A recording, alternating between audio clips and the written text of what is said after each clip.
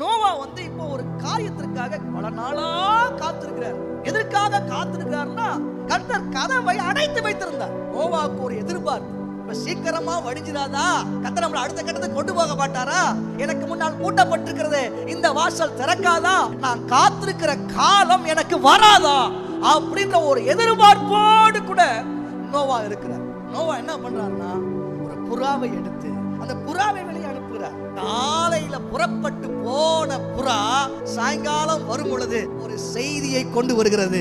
அந்த புறா ஒரு ஒலிவ இலையை பறித்து தன் வாயிலை கடித்துக் கொண்டு பறந்து வந்து உள்ளே நுழைகிறது. நோவா அதை வாங்கி பார்த்த உடனே ஒரு மகிழ்ச்சி. ஏன்னு கேப்பீங்கன்னா, காலம் கனிய துவங்கிருச்சு, நீ எதிர்பார்த்திருந்த அந்த நேரம் வரப்போதுன்ற ஒரு செய்தியோடு கூட புறா வந்தது.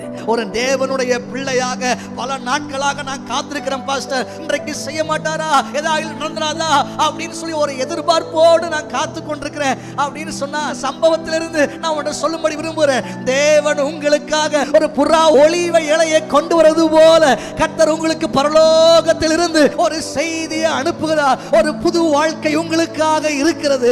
New beginning. திரும்பவும் உங்கள் வாழ்க்கையை தேவன் திரும்ப கட்டுகிறவராக இருப்பார். மீண்டும் ஒரு வாய்ப்பு எனக்கு கொடுக்கப்படும். கர்த்தர் சகல ஜலத்தையும் வற்றி போக பண்ணி சீக்கிரமாய் என்னை நான் இருக்கும் சூழ்நிலையிலிருந்து வெளியே கொண்டு வர வல்லவராக இருக்கிறார்.